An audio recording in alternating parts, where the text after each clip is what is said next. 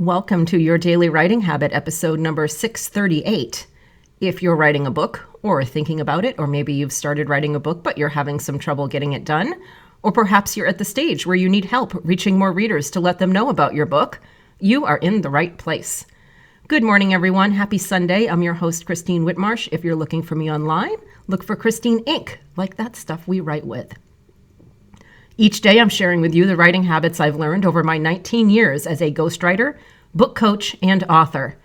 I have found that three things in particular have a huge impact on your success as an author, and they have the ability to turn a quote-unquote non-author into a published one. Those three things are writing fundamentals, productivity, and mindset habits. And once again, everybody, good morning. Happy Sunday. Hope you're all having a hopefully relaxing weekend. And as we do every Sunday here on Your Daily Writing Habit, it is Sunday Story Time, where I grab a book from my increasingly overcrowded, in a very awesome way, bookshelf, one of my own books or a client book or a book that's positively impacted me in some way, or sometimes all of the above. And the book I've chosen this week, very timely given recent events. I've read some excerpts from this before, but I feel it's very important to continue reading excerpts from it. It's a very important book for us all to be reading at this point. This is from my client, Cristina Perez, and the book title is Red, White, and Latina, Our American Identity. And afterwards, usually I pose a learning question. I have a special message I'm going to be sharing after the excerpt today, so don't go away. So here's an excerpt from the book, Red, White, and Latina. And this is from a section where, by the way, a little bit of an intro here, where Cristina is giving advice, as she says, to my daughter Sophia, to her friends, to your daughters and sons, to the upcoming generations, tasked with starting a new conversation in America. Here is my advice for you. And another little precursor here. This book was published in 2017, so tell me it's not getting truer by the day here. So here's some advice. Be curious, not confrontational.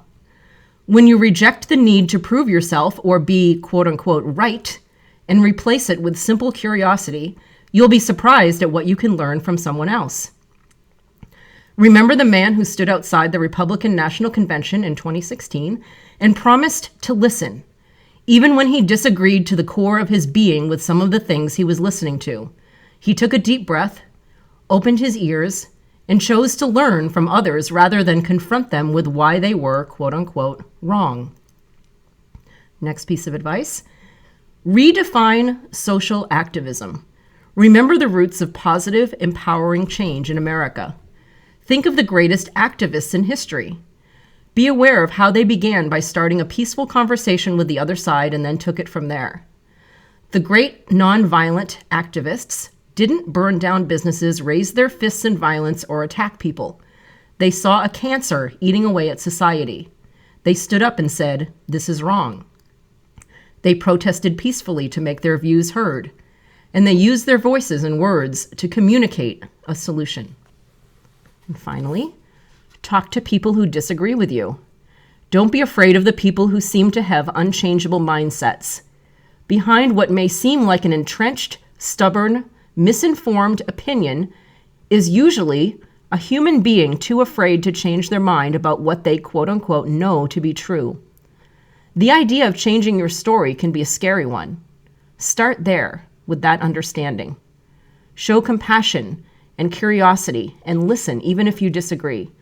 Above all, be kind. Learn how to express your political opinions and debate with respect and kindness without trying to wound the other person. And once again, that was an excerpt from the book by my client, my amazing client and dear friend, Cristina Perez. The book title, Red, White, and Latina, Our American Identity. This was published in 2017. It was written in 2016. Can you imagine how much truer this has become? So I have some observations I'd like to make today, if you bear with me here. Just really one personal observation, that we have become a nation of sides rather than individuals. And if you want proof of that, think of all the posts you see on social media these days, more and more, that are prefaced by the seemingly kind of just innocent phrase, I don't care which side you're on, no matter which side you're on. Just think about how many posts you see that start with that kind of disclaimer. The assumption of being on a side has become our new normal. We've become a nation of sides instead of individuals, I think, in many ways. Now, books like Christina's book, Red, White, and Latina, that I read from today are important because they remind us that it hasn't always been this way. They remind us where we started as one America. And the books like these offer ways to get us back. And this is important, knowing where we came from, because I feel like if we don't do this, we might forget. And we might get swept up in a new narrative, one that works from us being naturally against each other. The assumption, the disclaimer, like on all those social media posts, that everybody's on a side different from everybody else's. It wasn't always like this. In books like hers, she does go into history. It's a really fantastic book, I must say. And she goes into history and reminds us it hasn't always been this way. And I think it's important for us to remember that before we get swept up in this is our new normal. Think about the new normals that we've adapted to over the last year. So I hope you will get a copy of Christina's book to remember that that time when we were a nation united and not one of sides. And also, this is obviously something that I'm putting a lot of thought into. You can probably tell today by my little commentary. I'm going to be doing, for my Writer Wednesday, those of you on my Writer Wednesday email list, I'm going to be doing a blog/Writer Wednesday this week where I'm going to talk more about this subject.